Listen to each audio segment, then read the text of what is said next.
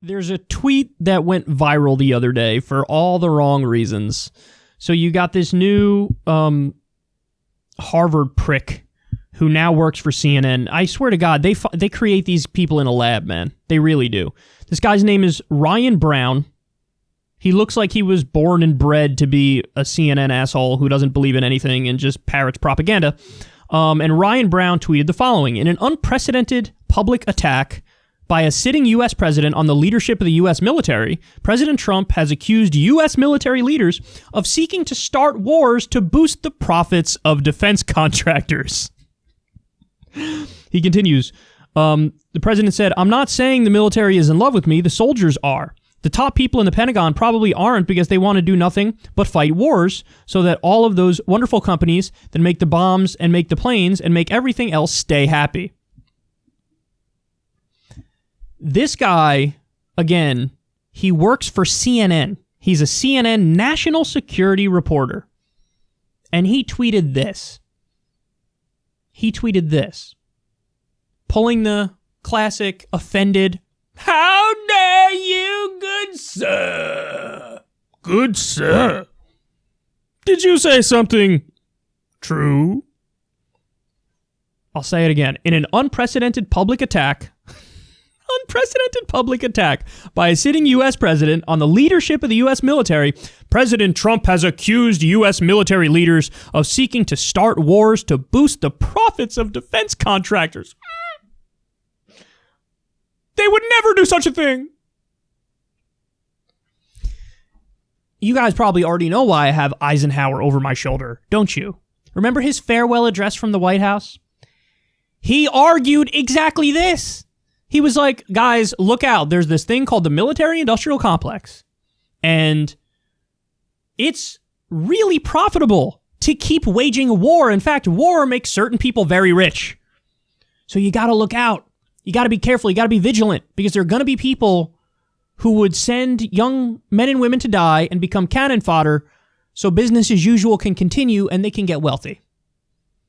Raytheon, Boeing, Halliburton, KBR, all these companies, there's so many jobs tied to the war machine.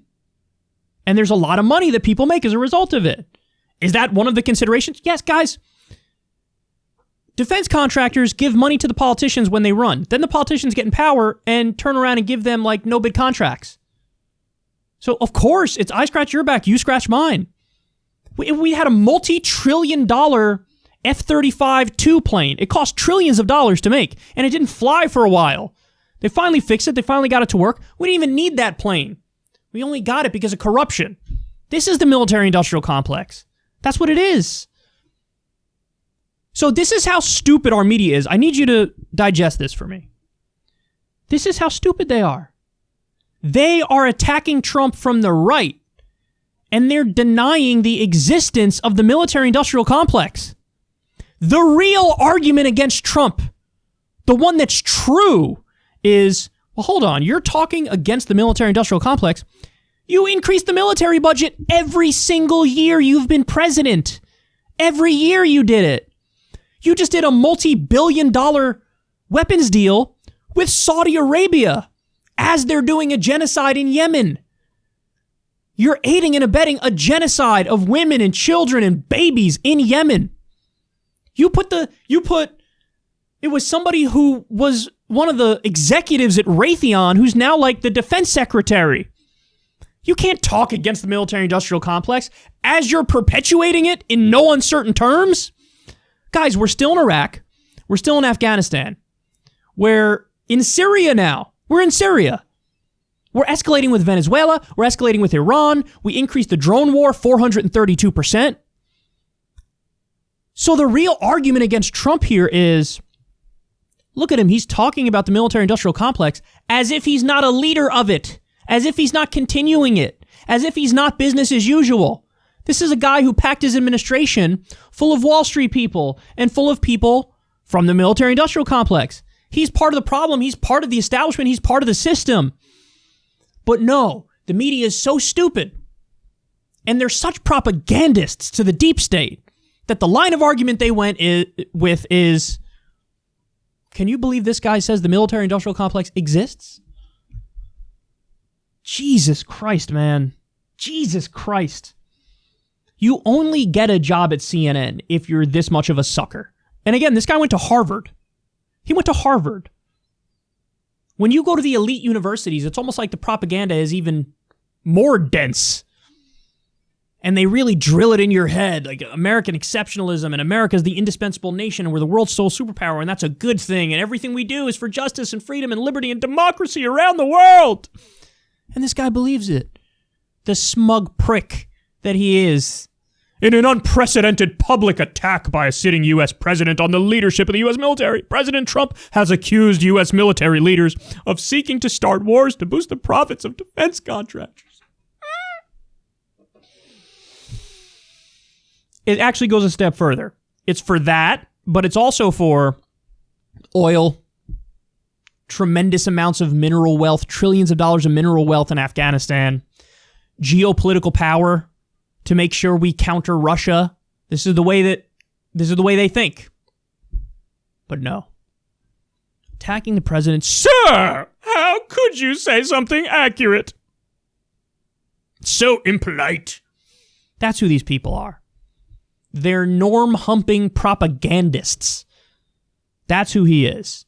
And thankfully, he got dragged beyond belief from people who saw this. Everybody was like, are you kidding me? By the way, hilarious.